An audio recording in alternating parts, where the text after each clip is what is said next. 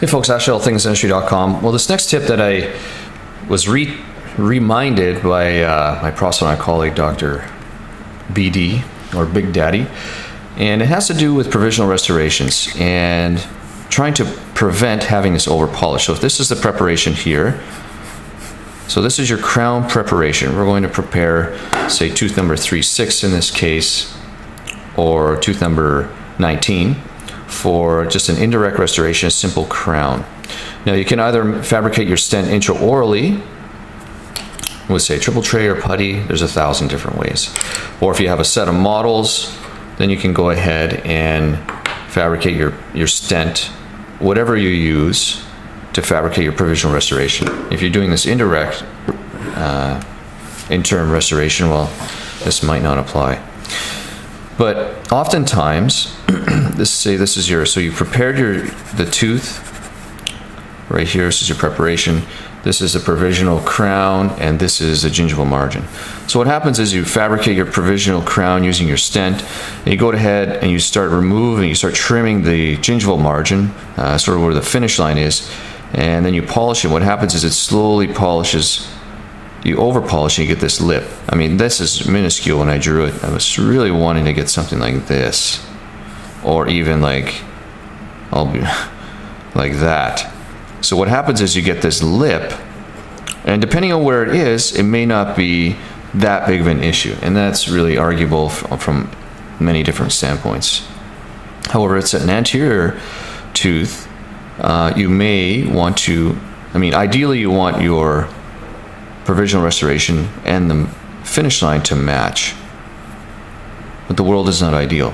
However, one way you can prevent having this over polishing is to do this simple little tip.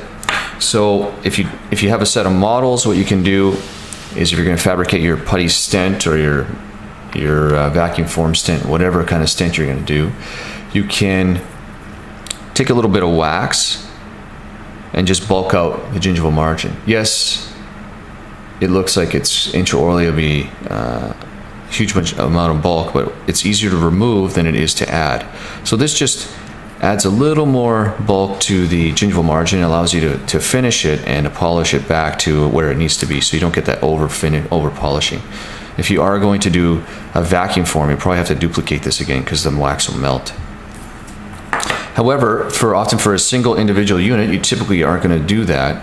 You're going to just fabricate a stent intraorally and off you go. This is just a rigid dual arch tray that I just fabricated for another demo that we're doing. You can do, there's many different ways, but if you're going to use putty or polyvinyl siloxane, what you can do is take a sharp blade, and instead of, this is essentially the exact same thing as adding that wax to the margin. This is a little more difficult though. So I'm just going to remove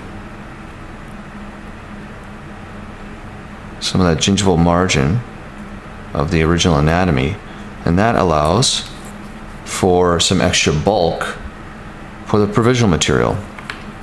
And we'll do that on the buckle here. And you really need a sharp blade, because a dull one just isn't going to cut it, literally.